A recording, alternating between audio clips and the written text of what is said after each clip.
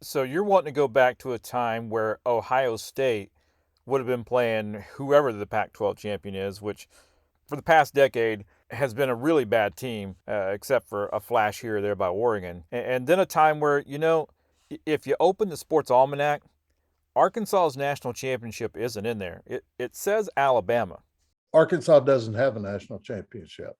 I hate to tell fans this, you don't have a national championship. You're claiming a national championship that four people voted for you as national champion.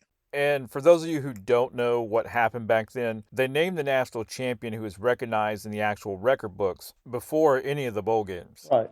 And if I remember right, Alabama lost, and Arkansas, who'd they beat that year? Arkansas beat Nebraska in the Cotton Bowl.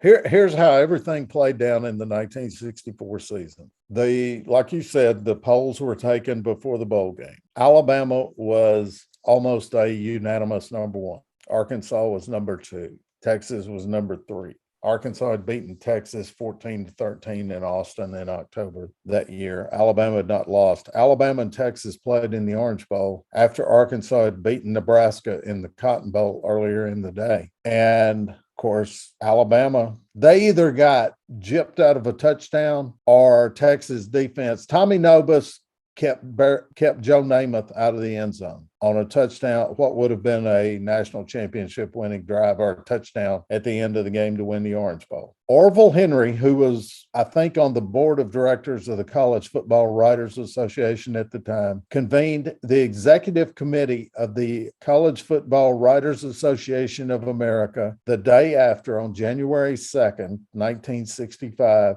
and the five members of that committee revoted the Grantland Rice Trophy, the College Football Writers Association, that had already been awarded to Alabama. They revoted, and four of them voted for Arkansas as the national champion, and one other one voted for Texas. So Arkansas won with four guys, including Orville Henry of the Arkansas Gazette, voting Arkansas the national champion. And Arkansas and Central Florida have a common theme. They both claim a national championship, and the trophy sits in Tuscaloosa, Alabama. Wow, I eventually I figured out as I got older a little bit of the story behind that, but I never knew it to that level that Orville Henry, who I used to see in the Democrat Gazette when I was a little kid, was one of those people who voted for Arkansas. One of the four votes to give Arkansas a national championship. Correct.